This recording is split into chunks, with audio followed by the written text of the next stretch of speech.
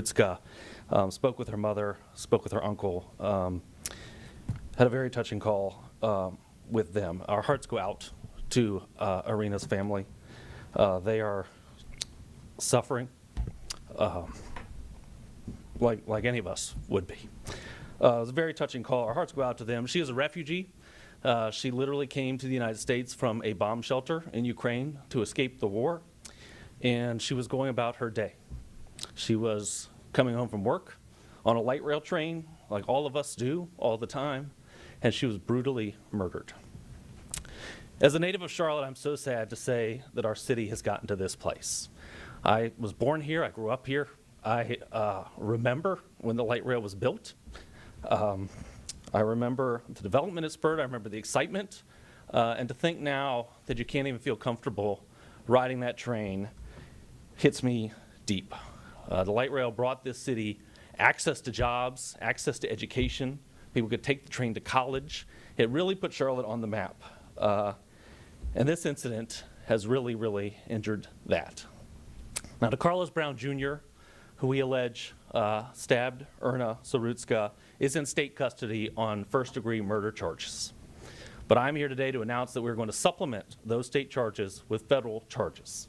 These federal charges will go alongside the murder case in state court, and we hope that they will ensure justice for Iryna, for her family, and for the whole Charlotte community.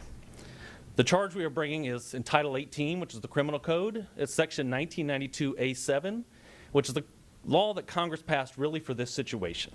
It is an act of violence on a mass transportation system. It is a law that is there because acts like this affect the American way. It affects our daily life. It is random acts on a train that are the thoroughbred and how we get through our cities to work, to our places of education, to our families. It is our way of American life. Crime makes people stop taking that light rail. They give up those opportunities, and we are here to be sure that we can save our city and bring those opportunities back. The maximum penalty for this federal crime is life in prison without parole or the death penalty.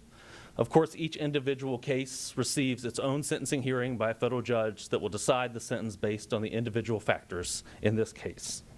Of course, at this point, we're only making allegations. We do have a charge. We filed a criminal complaint. It has been signed by a federal judge. The charges have been brought, but they are just charges. Getting there has been a process. I want to thank the FBI, which has an incredible team that has investigated this case. They've ensured we had a basis for federal charges. I want to thank the Charlotte-Mecklenburg Police Department that started this investigation, apprehended the defendant immediately after the incident happened at the light rail station. And I want to thank the District Attorney's Office and Spencer Merriweather, who brought first-degree murder charges right away when this happened. I think everyone knows the facts of this case, but I will briefly recitate what is in our criminal complaint. And that is that at 9:55 on August 22nd, Charlotte-Mecklenburg Police Department responded to a call that there had been a stabbing on a light rail train. They located the victim, who had suffered stab wounds in her neck, on her hand. They found a pocket knife on the scene, and they apprehended the defendant at the rail stop. Now, much more recently, the surveillance video was obtained from the train, and that's really what gave us the basis for federal charges here. And the surveillance video shows Iryna Zarutska getting on the train by herself in her work uniform, sitting down by herself in a row that just happened to be in front of Decarlos Brown Jr. Approximately 4 minutes later, Mr. Brown pulled out a pocket knife. You see him on video open that pocket knife, and he stabbed her 3 times in the neck. He then walked off the train with blood dripping from the knife. This is obviously a horrible situation. But this is why federal statutes exist. They exist to take care of situations like this because no one should sit in fear when they sit on the light rail. If you sit in fear on the light rail, you sit in fear when you walk around the streets of our center city like I do every day. You sit in fear when you go to our parks like I do with my daughter every weekend. You sit in fear at our sporting events, our entertainment venues, at concerts, at restaurants, at our museums. These are all the things that we have worked as a city so hard to build. We built this city. Companies have come here in droves. More than 150 people move here every day. We built a city that people want to live in, but we can lose that all if we allow violent crime like this to go on in our streets. And I'm here to tell you, the federal government is going to save our city from that. To Iryna's family, we will pursue justice. We will use the full weight of the law. I appreciate you all being here. I appreciate your attention to this case. I know this has gotten national attention. I know that there is a lot of thoughts about this case. There's policy decisions being made because of this case. But as someone who just talked to the family of the victim, I hope you'll remember her, because this is hard for them. It's their case, and we will bring justice here. I'll now turn it over to Special Agent in Charge Barnacle. Thank you, Mr. Ferguson. Thank you for everyone that's here today. You know, I'm saddened to be up here today talking about a violent, heinous act that occurred on our metro system. This could have happened to any young person that was riding the train that night, but it didn't. It happened to Iryna, and her death is an absolute tragedy. There is no one who will debate that point. Even more tragic, she chose to come to Charlotte to escape the violence of her war-torn home in Ukraine. Iryna had settled into our community. She made friends. She immediately got a job. The first day she was allowed to work, and she got a work permit here, she got a job that very first day. She worked at a senior citizens center. She worked at a pizza place. She took care of animals in the neighborhood. She was building her young life. She had recently moved in with her partner. Her family let us know she graduated from college in Kyiv with a degree in art and restoration. We don't know the extent of what obstacles she faced in the Ukraine, other than we did learn just a few moments ago that she was living in a bomb shelter. Sadly, everyone saw in surveillance video how tragic her life ended. We're shocked, we're saddened. It's very, very difficult. This young lady rode that train many times. She was probably tired after a long day at work and just trying to get home to her loved ones, but she never made it. In an instant, her life was over, and her mother, her father, her siblings, her brother and sister, and her other family and friends, their lives will never be the same. As you heard from U.S. Attorney Ferguson, we spoke with Iryna's mother, Anna, and her uncle just a few minutes ago, and we told them of the federal charges brought against Decarlos Brown, Jr. We hope this additional charge will help bring them a measure of justice and accountability for this horrific act. I want to thank our partners, Chief Jennings and the CMPD. We work every day with this police department. We co-locate agents and officers and detectives from the police department on our violent crimes and safe streets task forces. This is not a policing problem.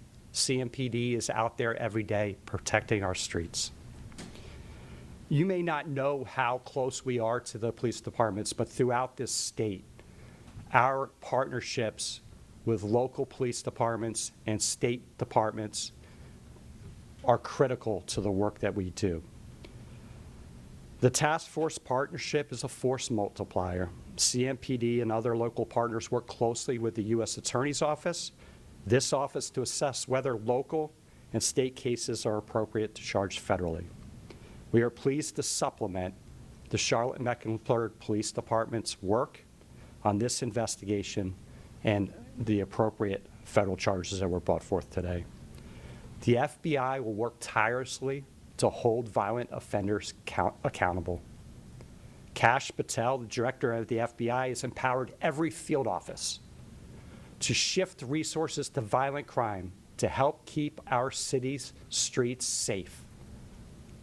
We will continue to work with U.S. Attorney Ferguson, the Department of Justice under the direction of Attorney General Pam Bondi, and the FBI Director Patel to pursue justice for Iryna and her family and for the people of Charlotte.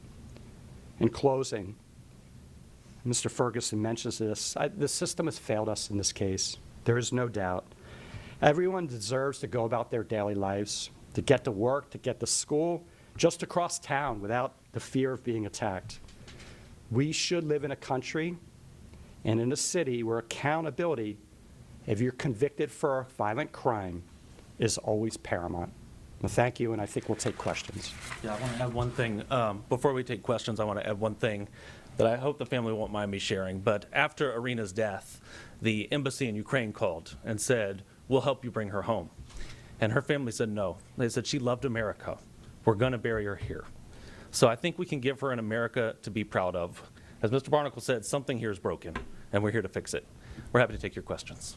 Right. Brett, yeah. Yeah, in terms of speaking with the family, can you just talk a little bit more about that conversation? Because clearly it was emotional for you. So can you talk about that conversation? What was the family's reaction to the new charges? And because not a lot of people have actually spoken to the family, so can you talk more about the conversation?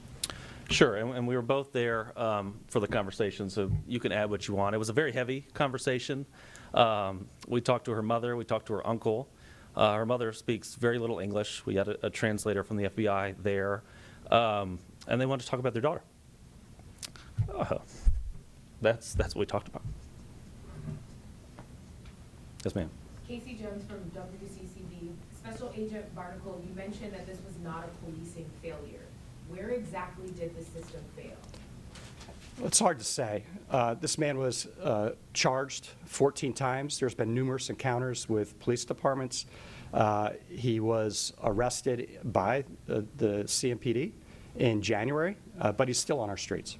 So we'll have to figure this out, right? This is not a problem the FBI or the U.S. Attorney's Office can solve. We can work cases. We can react to crime. We can be proactive and try to prevent crime. Look, I think, President Trump's spoken about this case in the last few days, and he has daughters. I have daughters. So it really hits close to home, right? And why do we have people, whether there's mental health issues or violent crime issues, why are they on the streets? Why are our buses, our trains, our transportation systems almost homeless shelters or mental health shelters? We need to fix that. We need to clean that up. We can only do so much. This is going to take a lot more work from society, from the people in power and the politicians. It's not something I can solve. But we can work cases, and we can bring people to justice. Hunter. Hi there. Thank you for doing this. First off, charges came very quickly after on the state side. I just wonder why it took this office 2 weeks to do one federal count here. Yeah, well, federal charges are usually slower than state charges to begin with. I mean, the federal system is the first line of defense. They charge our violent crimes, our murders, our things like that. The federal system is really for repeat offenders, the worst of the worst. And in reality, the fact pattern here screams of a state crime. I mean, there was no gun used here. This was a knife case. There really is not a natural federal crime here. The federal crime we have is because it happened on a light rail system and because Congress has decided that that is essential to society. So we took the time to find that statute, do some research on that statute, make sure that we had the allegations and the facts to support that statute. And like most of our cases, we make sure our cases are pretty airtight before we bring them. And this was actually quite fast for us. We will sit on cases for months sometimes to make sure that we are successful once we bring them. I want to follow up on Yeah. that. Is this the right charge? Because it's my understanding under this statute, I'm not an attorney, but that he would have had to have been trying to take over the train or threaten other people, like personnel on the train. There is a federal charge for entering with intention to commit a homicide. That's a different statute. I just wonder how strong is this charge?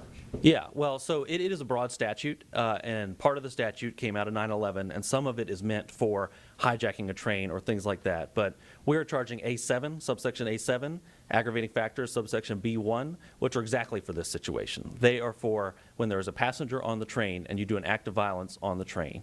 And the reason for that is because hijacking a train is obviously a terrible thing that disrupts society, but making it so no one can ride the train or is too scared to ride the train is about the same threat. It's a terroristic act to make people afraid to go about their daily lives. That's what terrorism is, and that's why this statute is completely appropriate here.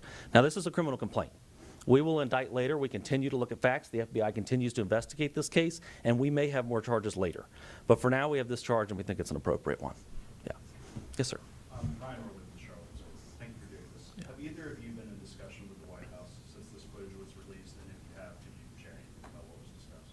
I have not spoken with the White House. No, nor have I. Okay, then an alternative question if I could.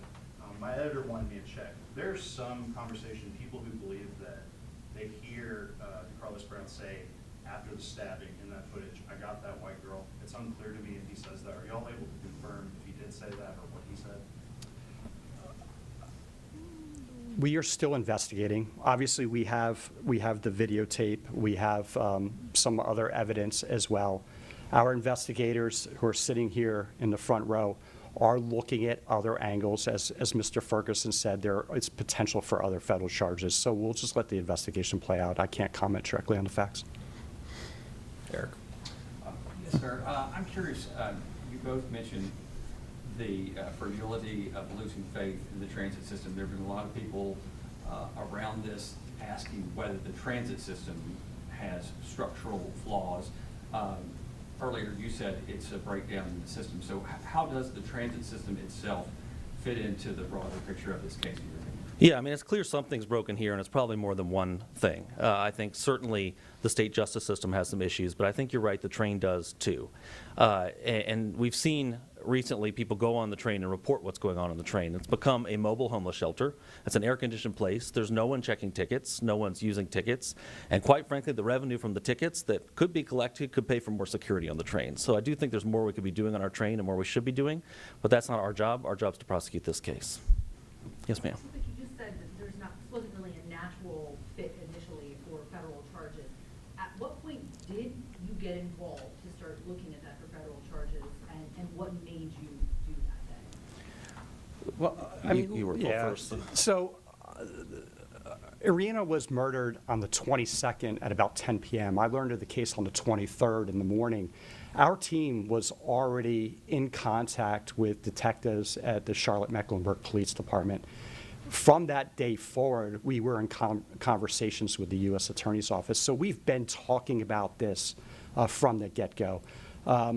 But we pushed a little bit harder when we saw the videotape, right? And that I didn't see that evidence early on, and horrified like everyone else when I saw it, and as was Mr. Ferguson. Everyone was able to get together and come to a charging decision. And for us, it was a little bit, the act itself doesn't scream federal crime, but when we started to see the effects of that act, and we saw the public saying, we're not riding the light rail anymore, we're afraid to go to the park, that's when my mind and my office started saying, there's maybe something more than a single murder here. This might be a federal charge, and we started digging and found this charge.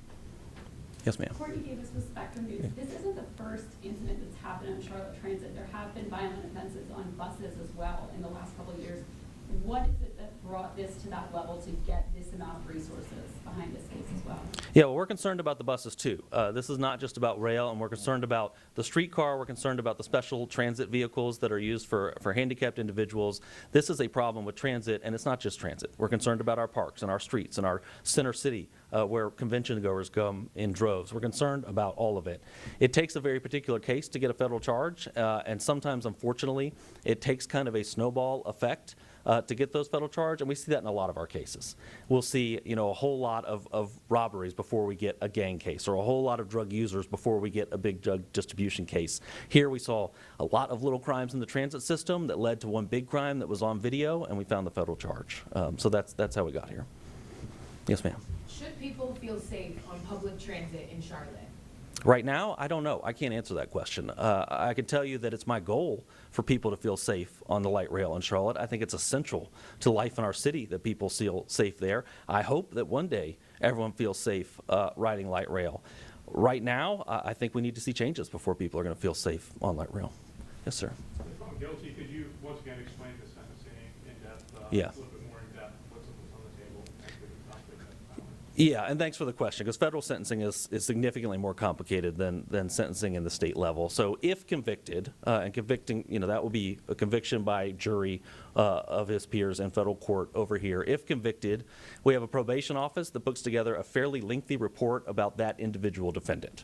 And that process takes about 3 months sometimes. It is a very lengthy report about his background, his prior crimes, his upbringing, anything that a judge will want to look at in sentencing. And then we will ask for a sentence, which I imagine will be a significant sentence in this case, but we don't know yet.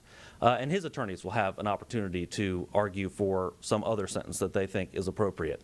It goes before a federal judge. The federal judge considers that pre-sentence report, considers our argument, considers the defendant's argument, hears from the defendant if he chooses to speak, and issues an appropriate sentence at that time. Death penalty could be considered. The death penalty could be considered under this statute. We don't know if that's something we can seek under these facts yet. We're still researching, we're still investigating, but it is available under the statute, yes. Yes, sir. You said earlier, or especially when you said that there's potential for other federal charges. Can you confirm that it maybe includes hate crime or racially motivated crime, some sort of, is that something that you are That is you. considering? Looking into, yes. We're looking into every available charge in this case. If we find facts that this was gender motivated or race motivated, we will absolutely bring a federal civil rights charge in this case. If the facts don't show that, we won't. We're only going to bring a charge that the facts support. The investigation's ongoing. We think we very fairly have the facts for this charge, but we continue to look and we may add charges, and civil rights charges are certainly on the table. One more question. Two quick ones. Yeah, Over Hunter. the weekend, this garnered national attention, as you know. Both of your bosses got. Folks who are watching here on WCNC Plus Live Impact News, we just wanted to let you know as our 4 o'clock newscast is coming up, you can continue to watch this briefing in its entirety as we continue to air this for you live on our secondary channel on WCNC Plus. If you remain here on this platform, you will continue on with our 4 o'clock news as scheduled. But once again, this specific briefing on the response to the Katz stabbing on a federal level will continue in just a couple of moments on our secondary channel on WCNC Plus. You can find that by going back to the main console and selecting the second channel that you see on the toolbar at the bottom. There's no other side to this. There's no politics to this. This is a pure and simple federal case. And Russ, can you speak to the? I want to say something. Sure. Sorry, go ahead. Good. Yeah, I don't think anyone can debate that this woman was violently murdered on a train. Director Patel has changed the priorities of the FBI to address violent crime, the scourge to our cities and our country by cartels, by transnational criminal organizations, and by local street gangs. We have put resources to those matters. We anticipate more and more cases to be charged across North Carolina into a violent crime space. We're committed to working this. This is a priority from Washington, and I'm not afraid to say that. And Director Patel will get up there, and he'll, I wish he could be here today, I'm sure he does too, to share the priorities of the FBI. Our job is to conduct investigations. Our job is to put people in handcuffs and turn them over to prosecutors to prosecute, and that's what we're going to do. That's what I have 200 agents in this state working full-time to keep our streets safe. Russ, I just wanted to ask, Yeah. we've seen in state court how long some of these cases involving a mental health disorder with forensic evaluations can take. How does that play in federal court, and do you find that being a hurdle in this case? So, and I cannot say that will be an issue in this case or not. We don't know if there will be some sort of mental competency issue here or not. There is a process in federal court for that. Generally, a defendant's sent for an evaluation. That evaluation can vary in time. We've seen it take a year in some cases, depending on the level of treatment needed, the level of evaluation. Sometimes psychiatrists need some time to get to know a patient before they can evaluate them. There's all sorts of variables. But we have had cases where that has happened, and ultimately a judge will decide if he is competent to stand trial or not. But one thing is for sure, this person cannot be allowed on the streets. He cannot be allowed on our trains. So whether he is involuntarily committed or he is behind bars for a violent act, he should not be on the streets of Charlotte. Would that track happen concurrently in any way? Obviously, that's happened with the state as well. There are, at least, have been concerns about his mental competency in the past, claims, statements that he made as well. Would that happen concurrently or on separate tracks dealing with federal and state charges? Yeah, so and obviously we want this case to go as fast as possible to bring justice for the victim's family. That is most likely going to be separate tracks because the state system and federal system have different standards, different legal standards, different processes they go through.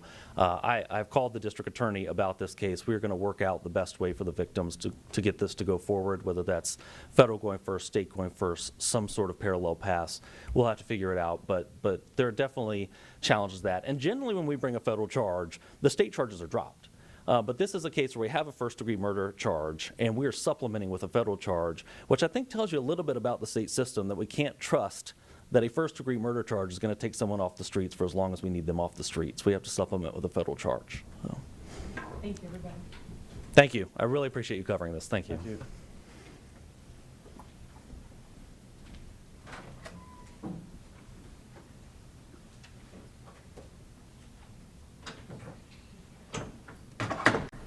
All right, folks who've been listening here to this briefing from Charlotte, North Carolina, announcement of an additional federal charge here against the suspect in the Blue Line light rail stabbing from last month. Decarlos Brown now facing that federal charge of causing death on a mass transportation system.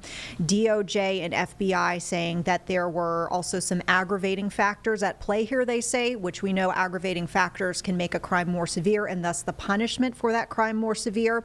We're seeing Brown now with this federal charge facing the potential, if he's convicted of this, maximum sentence of life in prison or potentially the death penalty in this case. Of course, all of this stemming from that August 22nd stabbing on the Blue Line light rail just before 10 o'clock. We actually just saw, of course, the surveillance video, that young woman, Iryna Zarutska, getting onto the light rail train, sitting in the seat directly in front of the suspect in this case. And after about a period of 4 minutes, the surveillance video shows that man taking out a pocket knife and stabbing her multiple times. He was arrested shortly after getting off the train at the next platform. But really seeing that this case is growing in interest nationwide. The Trump administration, in fact, now setting a microscope on this case with the president himself weighing in on it.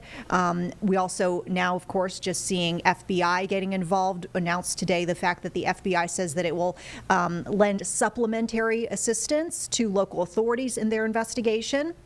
And quite frankly, seeing officials speaking today getting emotional. We're told that both the U.S. Attorney for the Western District of North Carolina, Russ Ferguson, and that special agent in charge with the FBI, we heard from James Barnacle Jr., saying that they met with Iryna Zarutska's family from Ukraine just moments before doing this press briefing, saying that they let them know of this new federal charge. They basically talked about wanting to, work with the Ukrainian embassy to get her body back to Ukraine, where she's originally from. As we mentioned before, she came to the U.S., to Charlotte, North Carolina, for a better life in a safer place, apparently leaving that war-torn area, apparently just living in a bunker before she even came here to the U.S., only to lose her life on the light rail. But they got emotional, saying that when they told about the offer for Ukraine to bring Zarutska's body back to Ukraine, her mother and uncle said, no, we're going to bury her here in the United States. She loved America, and so we want to keep her here. And we saw both men in this briefing today get very emotional. Russ Ferguson saying, quote, no one should sit on the light rail in fear, because if you sit in fear on the light rail, you sit in fear as you walk around our center city. We heard James Barnacle Jr., that special agent in charge, saying that the system has failed us. And he got emotional as well, speaking about how he has daughters. And so he says he feels like he connects to this case with this young woman losing her life. So really much more to see as this investigation continues and develops. They alluded to this fact, which they say is not under their purview really as DOJ and law enforcement, but the fact that apart from the system failures they say that were in place, the fact that the suspect apparently had numerous charges and encounters with various departments and was still on the streets, there's a larger discussion to be had, they say, about, in their words, why are our buses and transit stops homeless shelters is what they called them. They talked about the lack of fair enforcement with cats, which anyone here in the city of Charlotte knows that the fact that while you might buy a ticket to get on the cats by chance, any of the systems, you are not really likely, if ever, to be checked to see if you actually have a ticket to be on a bus or on a train. And we heard several days back when city leaders were having this larger discussion about the stabbing and all of the public safety concerns that the public was bringing forward afterwards, they were essentially saying, we know that this is an issue of fair enforcement. And specifically with this case of Decarlos Brown, they say that they were able to follow his steps as it led him up to that specific train at that moment, meeting with Iryna Zarutska, basically saying that no one ever checked him for a ticket as he was riding various portions of CATS to get to that specific train car. They talked about, the fact that fair enforcement was an issue. So CATS knows this. And we saw the interim CEO, Brent Cagle, talking about how fair enforcement, at least as he sees it and the system sees it right now, is difficult in that we know previously with some of our reporting here, bus drivers and people operating the trains have expressed concerns about their own safety. And he had said that it's statistically more likely that a bus driver or an operator will get attacked by someone when they are checking someone's ticket. So this was more or less a concession that was made, that they're going to not be as strict with fair enforcement, more or less because they were trying to spare the bus drivers and train operators from having to interact with the public in a situation which they know statistically, they say, is more likely when that person's going to be attacked, if ever attacked. But really interesting to see how this case is developing, in the sense that obviously this happened back on the 22nd, and in the days and the weeks that followed, there's been very much a local, robust discussion about what went wrong here, what can be done to make things better. But really now seeing nationwide eyeballs with the release of that surveillance video, the disturbing surveillance video that showed the encounter, essentially this young woman not having really any interaction other than just sitting down in front of this gentleman, preceding that deadly attack, the brutality of it, and folks really now starting to kind of get the idea of what happened, stirring a lot of emotions. In fact, we saw, with the federal charges that were announced today, and the folks who were speaking in that briefing we just brought you, they were talking about how this surveillance video caught their eye, and this surveillance video was enough, they said, that they could pursue a federal charge.